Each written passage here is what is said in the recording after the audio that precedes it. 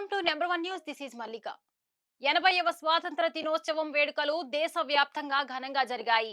ప్రధానమంత్రి, ముఖ్యమంత్రులు, మంత్రులు, ఎంపీలు, ఎమ్మెల్యేలే కాకుండా సంస్థలు, ప్రజలు పెద్ద ఎత్తున స్వాతంత్ర్య వేడుకలు నిర్వహించారు.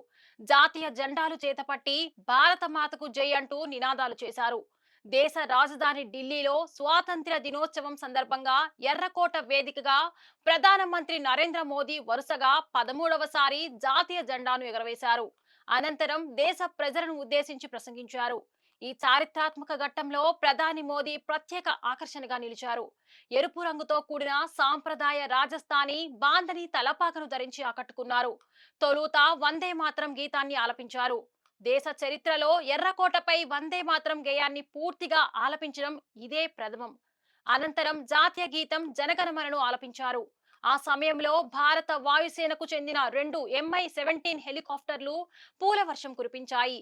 ఇక తెలుగు రాష్ట్రాలలో కూడా స్వాతంత్ర్య దినోత్సవం వేడుకలు ఘనంగా జరిగాయి. ఆంధ్రప్రదేశ్ రాజధాని అమరావతిలో రాయపూడి సమీపంలోని పరేడ్ మైదానంలో స్వాతంత్ర్య వేడుకలు ఘనంగా జరిగాయి. సీఎం చంద్రబాబు నాయుడు జాతీయ జెండాను ఆవిష్కరించి అనంతరం ప్రజలను ఉద్దేశించి ప్రసంగించారు. స్వతంత్ర పోరాటంలో తెలుగువారు ఎనలేని పోరాటాలు చేశారని, వారి త్యాగాల ఫలితమే నేడు మనం అనుభవిస్తున్న స్వేచ్ఛా జీవితమని చంద్రబాబు అన్నారు. దేశాన్ని గొప్పగా నిర్మించడమే ఆ పోరాట యోధులకు మనమిచ్చే ఘన నివాళులని చంద్రబాబు అన్నారు.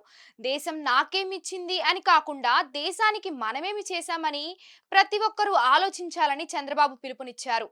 విజయవాడ సింగ్ నగర్లోని మాకినేని బసవపున్నయ్య స్టేడియంలో జరిగిన స్వతంత్ర దినోత్సవ వేడుకలలో రాష్ట్ర విద్యాశాఖ మంత్రి నారా లోకేష్ పాల్గొన్నారు. రాష్ట్రాభివృద్ధికి కూటమి ప్రభుత్వం కట్టుబడి ఉందని లోకేష్ చెప్పారు. తెలంగాణ ముఖ్యమంత్రి రేవంత్ రెడ్డి హైదరాబాద్ లోని గోల్కొండ కోటపై జాతీయ జెండాను ఆవిష్కరించారు. సంక్షేమం కోసం కృషి చేస్తున్న ప్రభుత్వం తమది అని ముఖ్యమంత్రి రేవంత్ రెడ్డి అన్నారు. తలసరి ఆదాయంలో తెలంగాణ టాప్ లో ఉందన్నారు. వ్యవసాయాన్ని పండగ చేయాలని నిర్ణయించామని రేవంత్ రెడ్డి తెలిపారు. మరిన్ని లేటెస్ట్ అప్డేట్స్ కోసం చూస్తూనే ఉండండి నెంబర్ 1 న్యూస్. సామాన్యుడి చేతిలో సామాజిక అస్త్రం.